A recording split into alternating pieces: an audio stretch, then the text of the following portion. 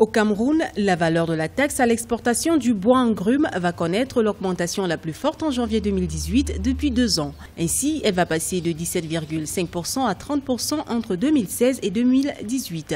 Si en 2016, cette taxe se situait à 17,5%, en 2017, elle a connu une légère hausse pour se situer à 20%. Elle a été adoptée dans un contexte de resserrement de la trésorerie de l'État.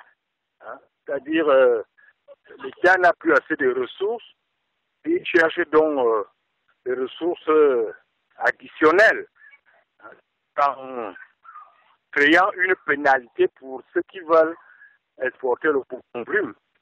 On peut donc penser que c'est une mesure plutôt positive de ce point de vue-là. Si la révision à la hausse de cette taxe est validée par le Parlement, elle va passer à 30% en 2018. Sur 2 exercices budgétaires, la taxe à l'exportation du bois en grume pourrait donc connaître une progression de 12,5% au Cameroun. Entre autres avantages, cette hausse répétée de la taxe à l'exportation du bois en grume depuis 2016 pourrait encourager la transformation locale du bois et créer des emplois. Il y a une disposition législative qui a fait prévu ça, c'est-à-dire aller à la 2e transformation ou à la 3e transformation, c'est-à-dire ne plus exporter en grume. Malheureusement, cette disposition n'a jamais été appliquée. Bon, maintenant, si on décide de taxer les exportations en grume, peut-être aussi, oui, il y a en arrière-fond ce désir